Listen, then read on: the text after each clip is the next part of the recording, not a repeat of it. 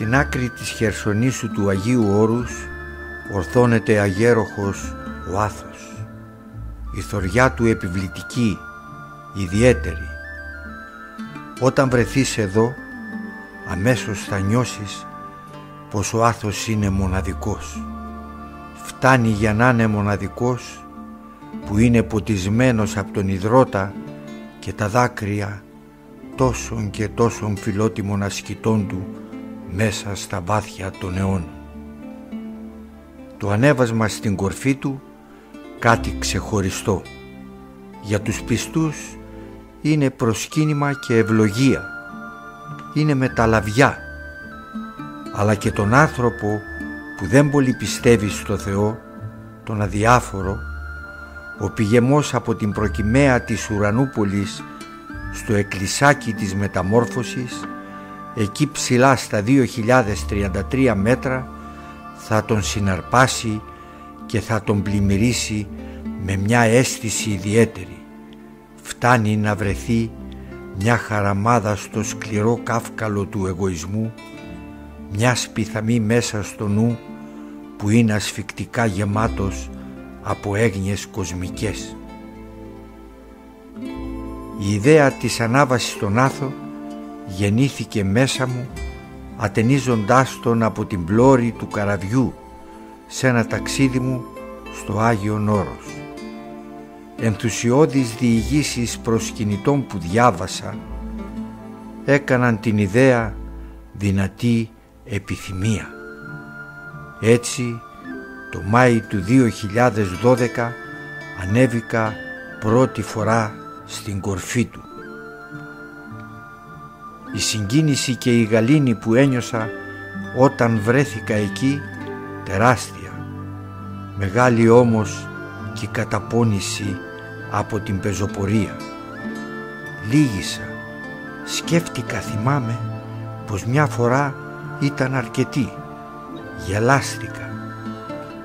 Την επόμενη χρονιά, το καλοκαίρι του 13, επιθυμούσα πάλι να ξανανεύω το Ιερό Βουνό. Βρήκα και την απαραίτητη πρόφαση, μια διανυκτέρευση στην κορφή του.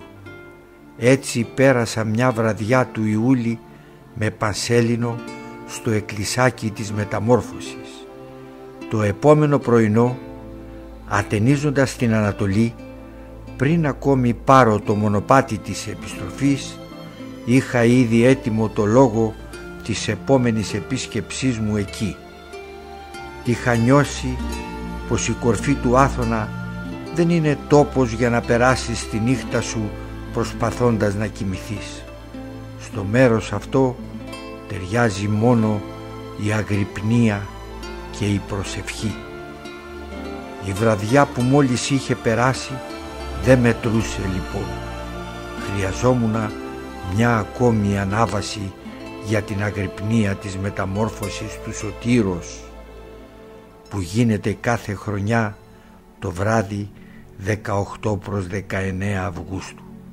Έτσι, ένα χρόνο περίπου μετά, Αύγουστο του 14, αφήνω για μια ακόμη φορά πίσω μου την Ουρανούπολη με προορισμό την κορφή του Αγίου Όρους. Απ' την αρχή της διαδρομής με το καραβάκι, συντροφιά των ανθρώπων η γλάρη, εντυπωσιακή εικόνα με τα γυμνάσματά τους πάνω από τα κεφάλια μας και ολόγυρά μας. Θαρείς ανεβοκατεβαίνουν αγγέλοι το μονοπάτι του ουρανού να σε καλωσορίσουν στο περιβόλι της Παναγιάς.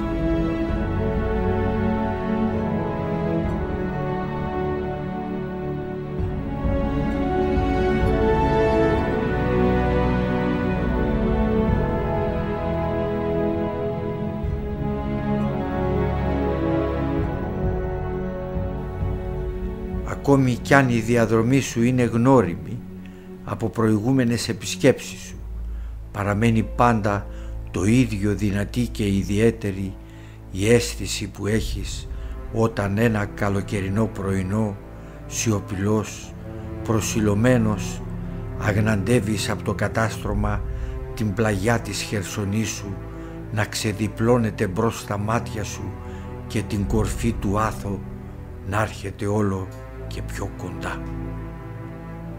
Δεν είναι μονάχα η άγρια ατόφια ομορφιά του φυσικού τοπίου και οι επιβλητικές μορφές των μοναστηριών που σε ταξιδεύουν πίσω στο χρόνο.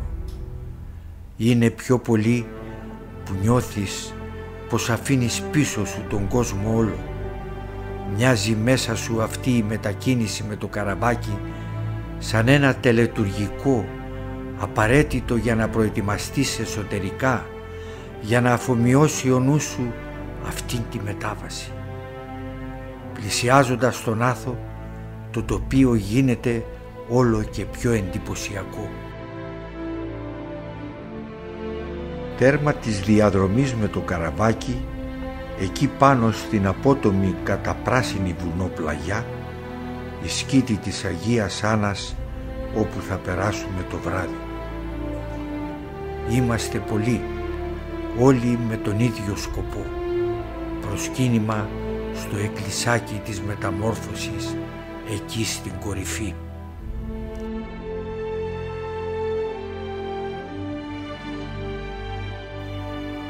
Στη συνέχεια της απότομης πλαγιάς προς την άκρη της Χερσονήσου, η έρημος του Αγίου Όρους. Αν θες να γνωρίσεις πραγματικά τον Άθο, πριν τον ανηφορήσεις, πρέπει από εδώ πρώτα να αρχίσεις.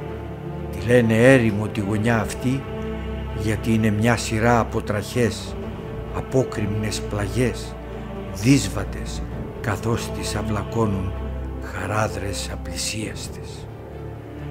Εδώ ασκητεύουν οι πιο ανυποχώρητοι και σκληροτράχυλοι αγωνιστές του μοναχισμού, βιγλάτορες της πίστης ακούραστοι, σε σπήλαια και ταπεινές καλύβες κρεμασμένες στους βράχους, ζουν μια ζωή που πιότερο μοιάζει με τη ζωή των σπουργητιών παρά με αυτήν των ανθρώπων της εποχής μας. Αντικρίζοντας τις ασκητικές μορφές τους, αυλακωμένες από τον ήλιο και τους αγέριδες, μια φούχτα σώμα και απέραντη ψυχή φαντάζουν στα μάτια σου άτλαντες ταπεινοί που βαστάνε στις πλάτες τους το ιερό βουνό.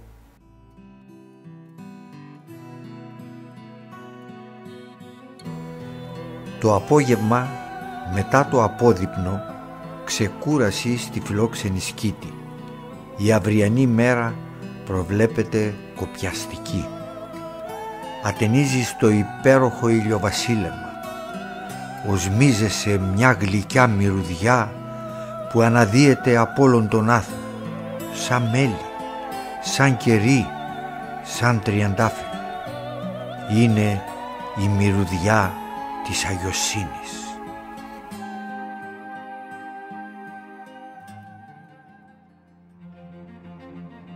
Στις 6 το πρωί, με το που χαράζει, ξεκίνημα. Η διαδρομή ως την κορφή, κοντά 7,5 χιλιόμετρα, σε μονοπάτια ασφαλή, μαδίσβατα και ανηφορικά. Σκληρή ανάβαση, αλλά η πορεία μέσα στο πυκνό δάσος, παρέα με τα κελαϊδίσματα των πουλιών και τη σοφία της φύσης ολόγυρα, πολύ ευχάριστη. Ξεκίνησα μόνος, όμως το μονοπάτι για την κορυφή τη μέρα αυτή θυμίζει κάποιες στιγμές πολυσύχναστο σοκάκι μεγάλης πολιτείας. Μετά από μιας ώρας περπάτημα, λίγες ανάσες σε ένα ξέφωτο στη ράχη του βουνού. Η θέα εντυπωσιακή, χαμηλά η σκήτη της Αγίας Άννας από όπου ξεκίνησα. Πάνω μου επιβλητικό το βουνό με προσκαλεί, μπροστά μου ανήφορος. Αυτός ο ανήφορος έχει μια κορφή, το Θεό. Μισή ώρα μετά ο Σταυρός, το σταυροδρόμιο όπου συναντιούνται όλα τα μονοπάτια της περιοχής και βρίσκεται σε υψόμετρο κοντά στα 800 μέτρα. Σταθμός ξεκούρασης για τους πεζοπόρους, με δροσερό τρεχούμενο νερό. Λίγο πιο ψηλά, εκεί σε ένα ξέφωτο, αντίκρι η κορφή του προφήτη Ηλία με το γραφικό εκκλησάκι. Το μονοπάτι συνεχίζει μέσα σε ένα όμορφο πυκνό δάσος από καστανιές. Εδώ, μέσα σε αυτήν την αγιασμένη φύση, η ψυχή ελευθερώνεται από τα ξόβεργα του πονηρού. Λευτερώνεσαι για λίγο από τα βαρύδια του κόσμου. Ματαιοδοξία, άγχη περιτά και εξαρτήσεις από αγαθά υλικά δεν έχουν θέση εδώ. Τι χρειάζεται ο άνθρωπος για να ανταμώσει την ευτυχία? Θεό και μια ζωή μέσα στη φύση, με καθαρό αέρα, με λιτή, ανώθευτη τροφή και ένα ταπεινό κατάλημα, μια κλίνη.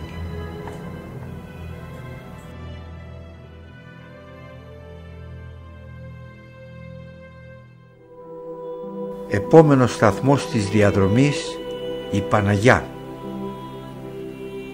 Το πετρόκτιστο καταφύγιο βρίσκεται σε υψόμετρο 1500 μέτρα. Ανοίγεις τη βαριά πόρτα και σου αποκαλύπτεται στο βάθος ένα μικρό και απέριτο εκκλησάκι. Η θέα από την Παναγιά καταπληκτική. Στο υψόμετρο αυτό περίπου το πυκνό δάσος δίνει τη θέση του στο άγριο βραχώδες τοπίο που κυριαρχεί μέχρι την κορυφή. Σκόρπια πάνω στα βράχια, λίγα δέντρα, πεύκα και έλατα. Παίρνεις βαθιές ανάσες, έχοντας στη ματιά σου τη σκληράδα της απόκρημνης βουνοπλαγιάς, το βαθυγάλαζο πέλαγος και το μακρινό ορίζοντα που απλώνονται μπρος σου. Νιώθεις τα σύννεφα να σε τυλίγουν. Αν βρεθείς μόνος εδώ, συλλαμβάνεις τη σκέψη σου να αρπάζεται σε μονοπάτια υπερβατικά.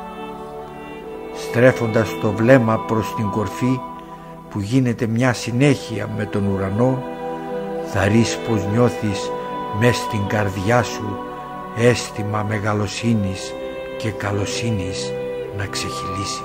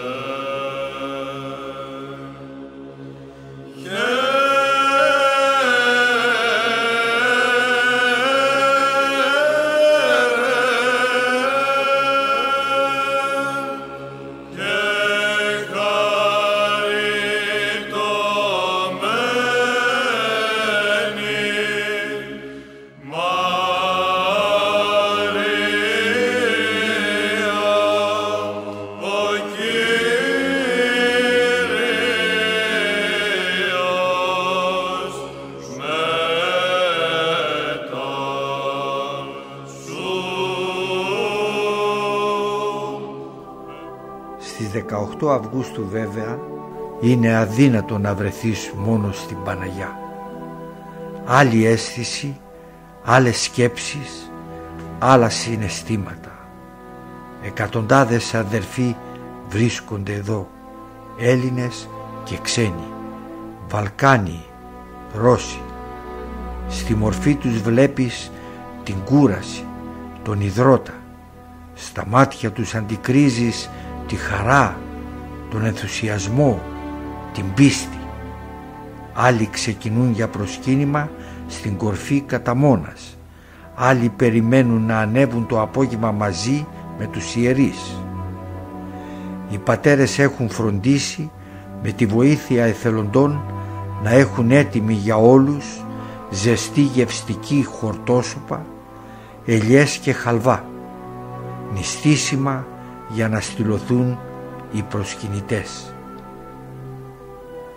Η νηστεία είναι αναγκαία όσο τα μάτια μας. Ό,τι είναι τα μάτια για τον κόσμο γύρω μας είναι η νηστεία για το μέσα μας, για την ψυχή μας.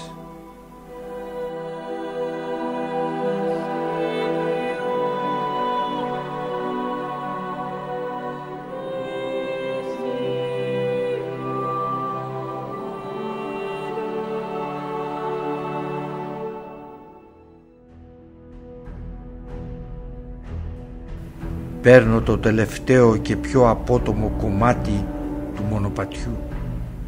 Σε 1,5 περίπου ώρα, νάτος μπροστά μου ο σιδερένιος σταυρός. Αυτή τη φορά η κορυφή πλημμυρισμένη από κόσμο, συγκίνηση. Μπαίνω στο εκκλησάκι για προσευχή και ανάσα.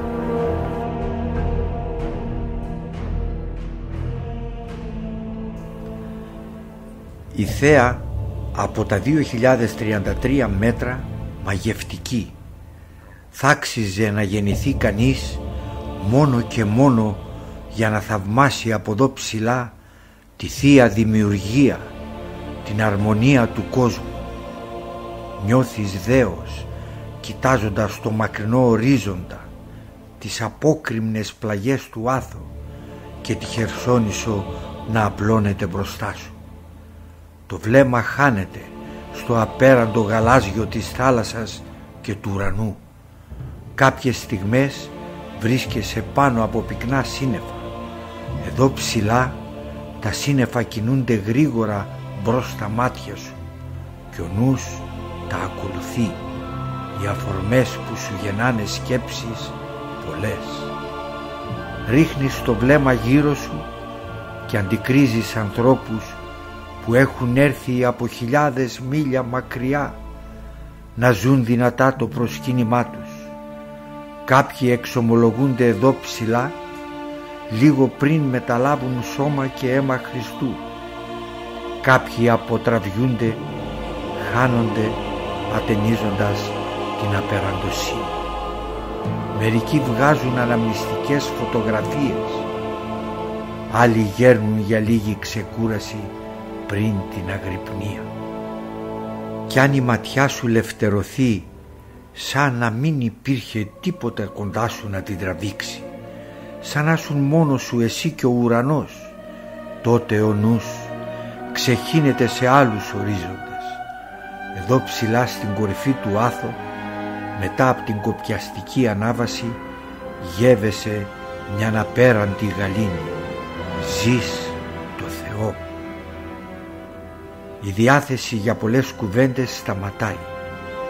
Βασιλεύει η σιωπή, η κούραση της ανάβασης, η εναλλαγή των εικόνων της γνήσιας φύσης του όρους και των ασχετικών μορφών μες στο μυαλό σου, η μυσταγωγική δύναμη του Ιερού Βουνού, το Θείο Άγγελο. Οι ώρες κυλούν σιωπηλές. Είναι περίπου 7 το απόγευμα. Από την Παναγιά έχουν ξεκινήσει εδώ και ώρα. Μπροστά οι ιερείς με το θυμιατό και τις εικόνες. Πίσω τους οι πιστοί. Φαίνονται από την κορφή να ανεβαίνουν αργά το μονοπάτι.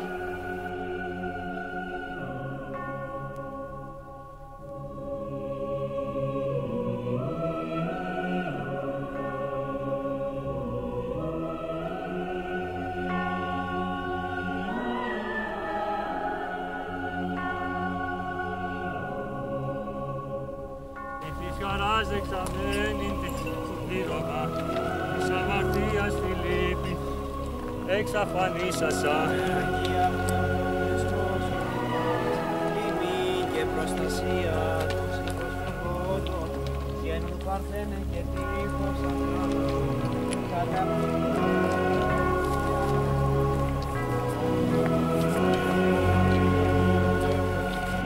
Κατεβαίνω χαμηλά για να βρεθώ κι εγώ ανάμεσά τους.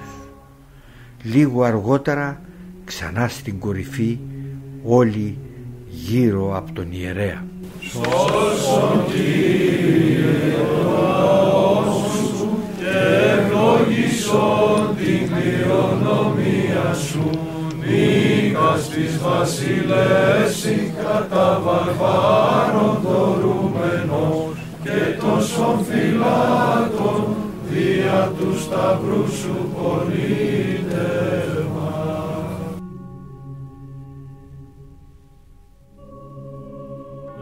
Μετεμορφώθησεν νόρη, Χριστέ ο Θεός, δείξας την μαρτυρές σου, την δόξα σου, καθώς συνειδητό, λάμψον και ημίν της αμαρτωλής, το φως σου, το αηδίο. Πρεσβείες της Θεοτόκου, ορθοδότα δόξα σοι.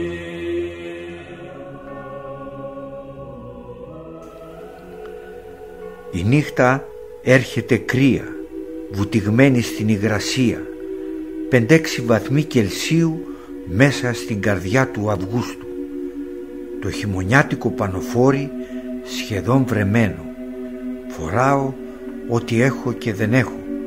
Κάθομαι κουκουλωμένο σε μια γωνιά να ακούω τις αγιορείτικες ψαλμοδίες. Μπροστά μου, σε στάση προσοχής, επί 8 ώρες ένας προσκυνητής γύρω στα 30, μάλλον Ρώσος. Αναλογίζω με αλήθεια πόσο αδύνατη είναι η δική μου πίστη. Χαράζεται βαθιά η εικόνα του μες στο μυαλό μου, ακίνητος, προσιλωμένος, εκτεθειμένος στο κρύο. Κάποια στιγμή του γνέφω να καθίσει, αρνείται ευγενικά.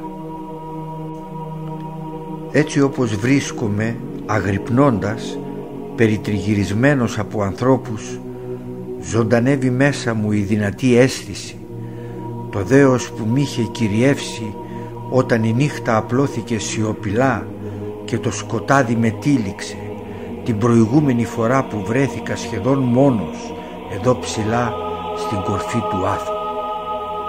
Δεν είχα νιώσει βολικά στο πέρασμα εκείνης της βραδιάς. Ο νους αδύνατο να παραδοθεί στη λύθη του ύπνου. Βρισκόμουνα στο πιο ψηλό σημείο του Αγίου Όρους και από κάτω ολόκληρη Χερσόνησος να φλέγεται από καρδιακές προσευχές ανθρώπων που ζουν μια ζωή έξω από τους ορίζοντες της δικής μου καθημερινότητας, που βιώνουν καταστάσεις ύπαρξης ανερμήνευτες για μένα, παλεύοντας να φτάσουν σε μέτρα ψηλά, σε μονοπάτια απάτητα. Εκείνη τη βραδιά αισθάνθηκα σαν να διέπρατα ασέβεια.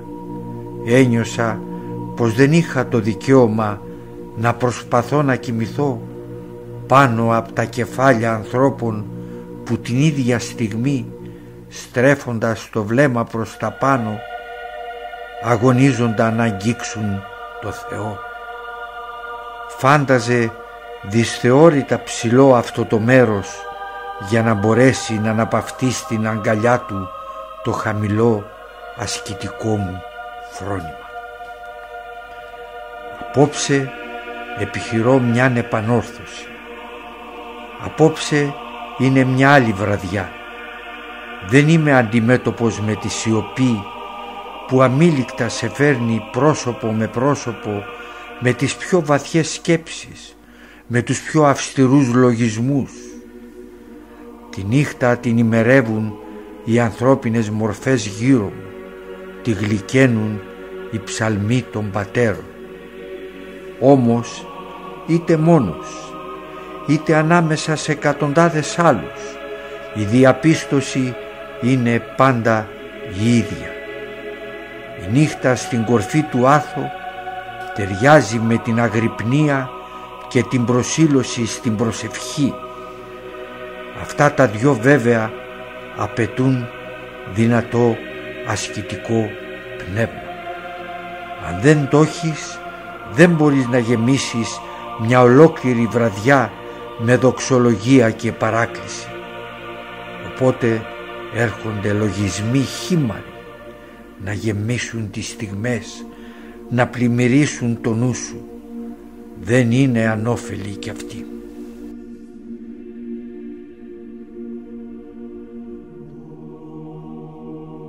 Η αγρυπνία άρχισε με το ηλιοβασίλεμα και τέλειωσε σχεδόν με την Ανατολή. Παίρνω στα χέρια μου το αντίδωρο και 2-3 ρόγες στα φύλλη ευλογία και βγαίνω να χαζέψω το χάραμα. Πανέμορφα χρώματα στον ουρανό. Η Ανατολή ένα ποίημα. Ο ήλιος ξεμυτίζει ζωογόνος, λαμπερός, δίνοντας το σύνθημα της νέας μέρας, της νέας αρχής. Χαϊδεύει με τις ζεστές αχτίδες του το πρόσωπό σου. Παίρνεις το δρόμο της επιστροφής προς τον κόσμο σου, πλημμυρισμένος από εφορία και γαλήνη, από μια γλυκιά αίσθηση ευλογίας, από μια δυνατή ανάγκη δοξολογίας.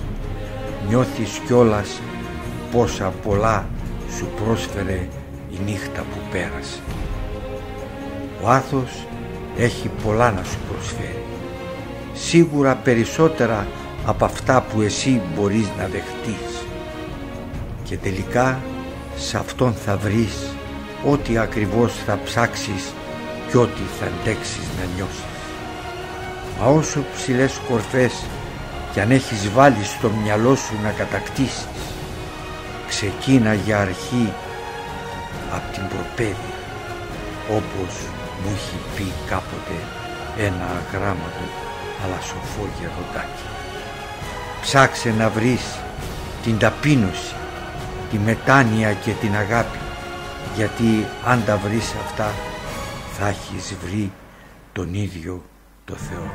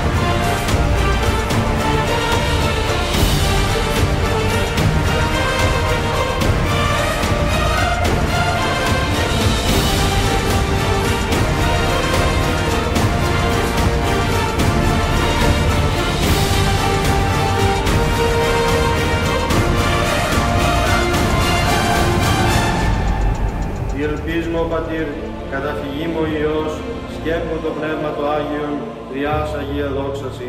Την πάσαν ελπίδα μου εισέ ανατίθιμη, μήτερ του Θεού φύλαξον με υπό την σκέπην σου. Κύριε των δυνάμεων, με θυμωγένουν, άλλον γαλεκτός σου βοήθων, με θρύψεσι μου και